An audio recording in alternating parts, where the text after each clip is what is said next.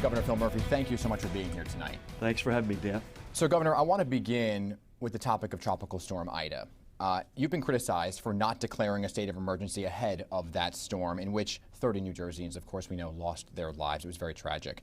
We know you had meetings throughout the day, Governor. You held a press conference ahead of the storm, and then you issued a state of emergency in response to the storm, but not during it. Why not issue it beforehand? Good to be with you. An awful tragedy, 30 losses of life.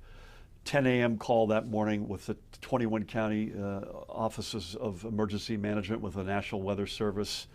The state police formed their emergency management desk at noon, press conference, as you said, at 1, social media throughout. Those steps were the ones that mattered. This thing was an awful tragedy. Having said that, 30 losses of life. 13 counties now have been declared major disaster declarations by FEMA. We're still digging out of it. Storms like this are now coming more intensely and more frequently. And a big lesson learned is we got to get out ahead of these. If I can give you an example, at the end of January of 2021, you declared a state of emergency at 7 p.m. ahead of an expected winter storm. So you do that, but why was this time different? Lots of different reasons. The operative steps that we took at 10 in the morning, noon, 1, and thereafter are the ones that triggered all the things we needed to have at our disposal. Each storm is different. Snow in January, rain and tornadoes with Ida. You have to put a different package on the field depending on the storm.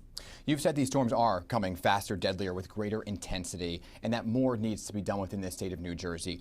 Would you consider, say, mandatory property acquisitions of residents in specific flood-prone areas to save their lives and for really the greater good of the state? Yeah, I mean, that's something that's on the table, the so-called Blue Acres notion. In fact, the Department of Environmental Protection the other day just put more funds into that.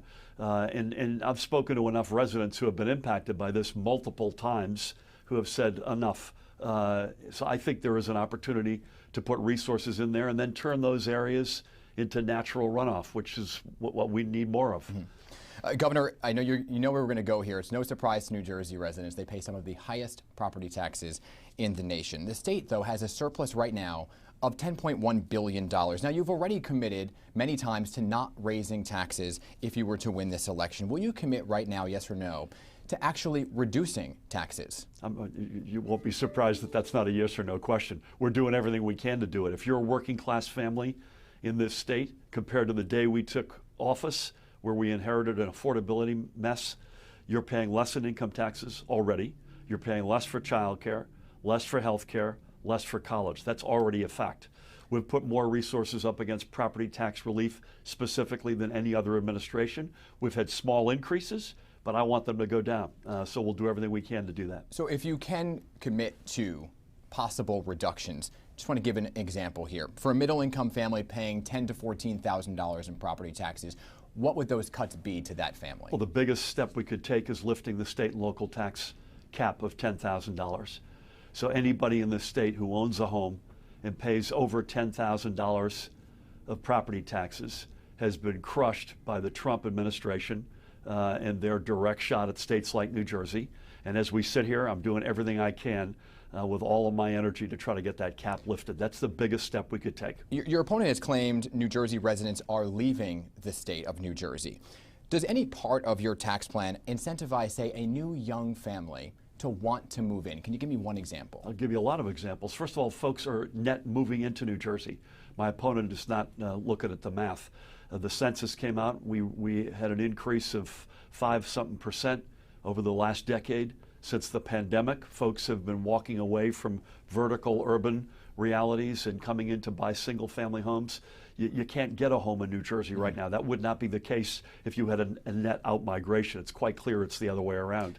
Earned income tax credit, college affordability, child care affordability, expanded pre-K paid for by the state, health care exchange that's cheaper, Cover All Kids initiative, which is every kid in the state gets covered for health care. Those are 6 for starters. Understood. And to get you on the record here, a millionaire's tax, will that remain? 100%, but it won't if my opponent is elected, apparently. So I want to pivot now to the topic of COVID-19 and the topic of long-term care facilities. 8,500 New Jerseyans, as we know, lost their lives in long-term care. You have pledged to conduct a thorough investigation into what happened. Now, you have been asked this a number of times. Why haven't you opened that investigation Because we're yet? still in the fight.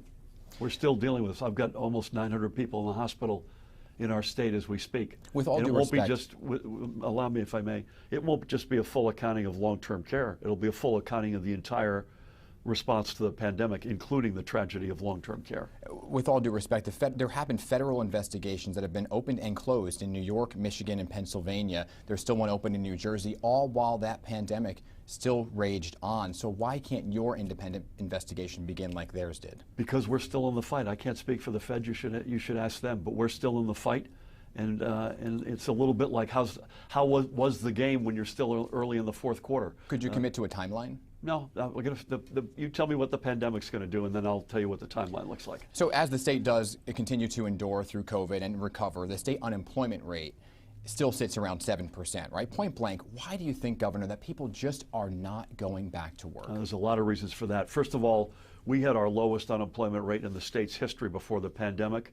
It's higher than we want right now for sure, a lot better than it was a year ago. It's going to come down. We are very much like the other states that put a priority on public health ahead of economic opening. I think there's a mix of reasons. I was never a big believer that $300 supplemental payment for unemployment insurance was a big driver. It might have been somewhat of a factor, but we've now seen it's 7 weeks since that went away. I think there's, frankly, a lot of it is folks are sitting back and saying, wait a minute, why am I doing this job for this wage? I've got a confidence because the economy is recovering. I can upsell myself, upskill myself, do something else, and make more money. So folks are leaving their job and being a little picky, as they have every right to be, because the economy is perceived to be recovering. Many businesses, as we know, mom and pop shops up and down main streets in so many towns are struggling to hire back some of those workers, right? Now, you've given cash incentives to people to get back to work. Critics say the return and earn programs were a little, too late, and are simply not working at this point. Where did you come up with the amount of $500, and would a possible higher amount be given to get people to go back? The problem is, the reason why we waited, we wanted to see what was working elsewhere, and just giving somebody money to go back to work does not appear to work. But what we think does work is combining money, cash on the barrel for the employee, and then a significant amount of money, in this case, $10,000 per employee, up to 4 employees in a small business, to train that worker. We think that combination does work. I should remind folks who are critical, we've put almost $800 million on the street for small businesses since the beginning of the pandemic. Only California and New York have put more money out there. They're a lot bigger than we are. I fully expect we'll be putting more out there. As we talk about getting people back to work, there's a big topic for New Jersey drivers, and that right now is congestion pricing, right? This idea of tolling drivers possibly twice to go into New York. Logistics, as we know, are still being worked out. Now, you have mentioned a so-called nuclear option to stop this from happening. Can you define to New Jerseyans what exactly that is and the impact it would have? Yeah, listen, I hope it doesn't come to it, because we've got a very good relationship with New York, and we've got a very good functioning relationship specific to the Port Authority. I'm not conceptually against congestion pricing. In fact, you can argue it's consistent with our green economy agenda, but I'm not going to allow our commuters to be double taxed. And in the draft proposal, commuters who go through the Holland and Lincoln tunnels are not, but if you go over the George Washington Bridge, you are. That's not going to happen. Well, what is the nuclear option? You need the Port Authority to make that happen, and that's my ability, which again I don't say with any amount of glee, and I hope and fully expect it doesn't come to it. We can stop that from happening, and if we have to, we will. And speaking of commuting, you know, obviously a lot of people want to get people out of cars and back onto mass transit. You, to point out, did not raise fares on New Jersey Transit in your first term. Would you commit to not raising fares for the next 4 years? Yeah, I'm not going to commit to it, but that is my strong hope and inclination. We've been able to do that for 4 budgets in a row, and at the same time, we've got New Jersey Transit getting back on its feet. I attended yet another engineering graduation today. This thing is getting fixed, and it's not on the back of the commuters, so I hope it stays that way. And by the end of your second term, will New Jersey Transit, do you think, have a reliable source of funding? I'm certainly open to it. I'll tell you what will happen by the end of my second term, if I'm fortunate enough to be reelected, it will be widely viewed as the #1 mass transit organization in America. That I will commit to. On the issues of policing, Governor, I want to pivot there right now. We faced a racial reckoning since the death of George Floyd in this country, including the state of New Jersey. You have said that you have worked hard to restore relationships between the police and the community. Now, it is noticeable that you have the endorsement from the state troopers and from the Port Authority, but you do not have the local union's endorsement, the PBA. Jersey City, I do. And the Fraternal Order of Police, who endorsed you 4 years ago. Yep. Why did you lose that endorsement? You should ask them, but I'm proud of the ones I've got, and we work very closely with both the PBA and the FOP. They're outstanding organizations, and I'm proud of the record we have as a state of deepening the engagement between law enforcement on the one hand and the communities they serve on the other. I've got 3 police endorsements, 2 fire endorsements, and I'm proud of all of them. And a big topic right now for so many New Jerseyans is education. U.S. Education Secretary Miguel Cardona has said on vaccines for students, I'm going to quote him here, "Not only do I support it, but I'm encouraging states to come up with a plan to make sure that it happens," end quote. So will you mandate vaccinations for children, Governor, when all are eligible? Why or why not? The answer is at the moment, no, but that remains an option.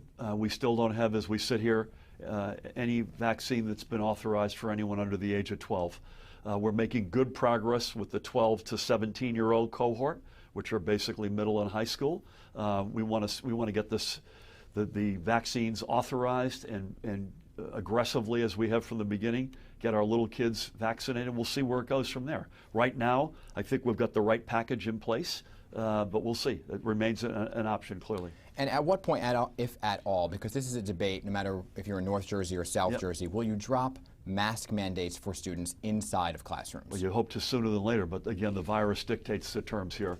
We've been humbled time and again by turns that it takes that we don't expect, but I've said this unequivocally, it brings me no joy to have this mandate, and it is not forever and for always. So when we feel like we've got control of this, as we sit here, it feels like it's beginning to go in the right direction, and that's a step that we obviously want to take. Do you think it would be fair to drop the mask mandates when all children could get that vaccine?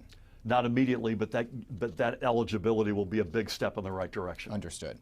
Now, you decided, sir, to wait until October 18th for school staff to show proof of vaccination or test. We're now well past that date. So who's in charge of actually monitoring those test results, and have you actually seen a change in staffing at all? The staffing levels have been generally good. There are labor shortages that are not related necessarily to vaccination and testing, for instance, school bus drivers. Right. But staffing impacts so far, again, this is week 1 of it, is good. The local districts and their local health authorities are at the point of attack, but they all report up to the Department of Health and Department of Education at the state level, and we work collaboratively with those districts and with those local health authorities. I do want to give you a chance to respond to something your opponent brought up during the last debate, that you have not approved one new charter school in the city of Newark within your first term. Why is that, and are there plans, if you were to win a second term, for new charter schools? Yeah, I'm actually not sure that his statement is accurate. We've certainly reauthorized charter schools, and I believe, including in Newark. I've never been a hell no charter guy. When I was running for office, there was a big district versus charter thing. I think our objective ought to be the best education we could put out there for as many of our kids, preferably all of them, as possible. And we're #1 in the country. And there are a significant number of charters in New Jersey as we speak. So I'm not hell no, and I'm not sure what he said is accurate. Governor, there's been a lot of discussion around the topic of critical race theory and whether it should be taught inside of a classroom or not. New Jersey PTA meetings have shown both sides. They've gotten contentious at times. You say that we should, quote, teach the whole truth and nothing but the truth, end quote. But would you actually define for us what critical race theory is? Yeah, listen, this has become a political football, and the folks who are throwing it know that. My view is the simple one. Our kids deserve to be told the entire truth about our history and the legacy of that history, including slavery at the top of that list. We're proud that we've got the Amistad Commission, which we want to further push out there.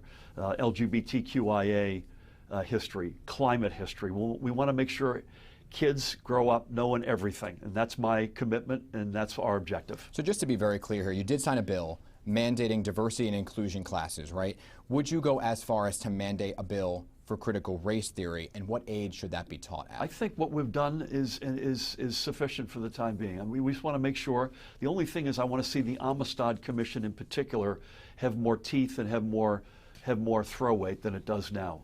And that's the one thing that I'm not only wanting to do, but we are doing. I want to talk about safety now for a minute, Governor. New Jersey already has some of the toughest gun laws in the country. Of course, you know this. You proposed even more. Now, so far this year, shootings are up 16% from the first 9 months of 2020 per New Jersey gun stats. Deadly shootings are up the same percentage. Do you think that more laws would actually make a difference here? Yeah, they would, but the big game changer, and by the way, we're no different than the rest of the country on those statistics. In fact, I think we're probably somewhat better. 85% of the crime guns that are recovered in New Jersey come in from outside of New Jersey. So the big game changer here, will we tighten our gun safety laws? I hope we get to that right after the election, yes. But the game changer is federal legislation for guns. Most of our guns are coming up from places like Georgia, South Carolina. That's the problem. We're not an island. So we'll have the strongest gun safety laws in America, but it's necessary, as they say, necessary but not sufficient. And I asked your opponent the same question that I will ask you here. How do you stop those guns from coming into the state? What is the communication and how does it look? Well, there's one thing overwhelmingly. You stop them coming in if you have federal legislation. Therefore, Georgia wouldn't be a lowest common denominator. It would have to, or South Carolina would have to deal with national federal legislation that presumably would be enforced by the Department of Justice. That's the big game changer. In the absence of that, I created States for Gun Safety, which is a collection of neighboring states with governors sharing information, sharing research. That's a step in the right direction, but the game changer is federal legislation. I want to talk about the legal marijuana within the state of New Jersey. You have hypothesized numerous times about when legal marijuana will finally be sold in New Jersey. Are you any closer, sir, to knowing a specific date? I think you're looking at something measured in months. I think it'll first be the first reality will be medical dispensaries being allowed to sell recreational, assuming they can commit that they've got the proper supply for their patients. And then I think a few months thereafter, I'm not sure I can give you the exact number of days. The Commission's doing a great job, by the way, setting this industry up. The standalone adult cannabis dispensaries will open. Some towns say they want to be part of this. Some towns say they do not want to be part of this. The money made from marijuana sales, who will get what? Well, again, let me back up and say I didn't do it for the money. We did this for social justice. We inherited the widest white, non-white gap of persons incarcerated in America. It'll be a little of both. And by the way, most of the reason there is low-end drug offenses. It'll be the state, and there's an element of the tax that goes locally. So there's an incentive for communities. They do it the right way to participate, and I'm confident enough will. You have touted your master energy plan as a game changer within the state of New Jersey and the country, saying it puts the state on a path to 100% clean energy by the year 2050. But the high cost of such a transition tends to slow down progress. What can we expect to see as an estimate?